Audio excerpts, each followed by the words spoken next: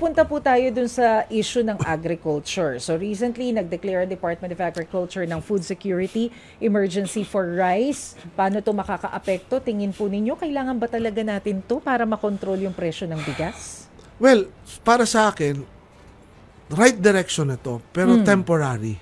Ang kailangan natin, short term ito ang kailangan natin tingnan, ano yung long term? Ano yung long term solution? Gusto nating lahat magmura yung pagkain. Magmura yung bilihin. Ang nangyayari, nagmumura yung ating mga kababayan sa taas ng bilihin. Okay? So, kailangan natin na, ano ba yung short term? Lagi ko sinasabi, para sa akin kasi, Miss Maricel, food security is a national security issue. Kapag sinabi mong national security issue yan, automatically, expense item yan. Dapat paglaanan ng pondo, gastusan ng gobyerno. Pero ano nangyayari? Nung nakaraang budget hearing, kinol natin ng attention, tinuligsan natin ng Department of Agriculture. Bakit, kung prioridad ang agrikultura, bakit ganito lang? Bakit hindi dinagdagan? Bakit ang daming binabaan? Isang example ko na lang, yung rice program or rice production budget. Imbis na tinaas, dati 32 billion.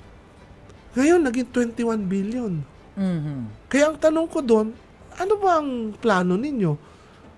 Alam naman natin na taon-taon, ang konsumo natin, 20 million metric tons. Ang production natin, 14 to 16 million metric tons. So, nagkukulang tayo lagi ng 4 million metric tons. Bakit hindi dinagdagan yung rice production budget, yung rice program?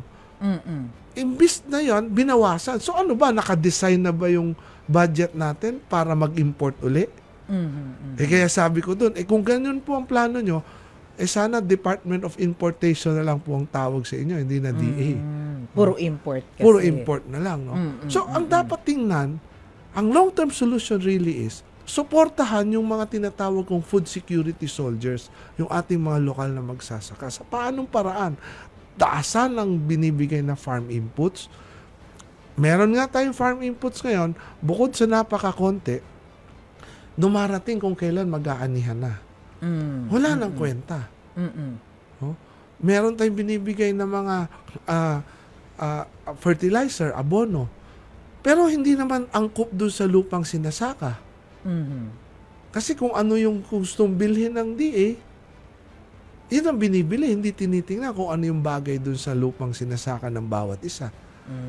So, napakarami pong komplikadong usapin Pero yan po,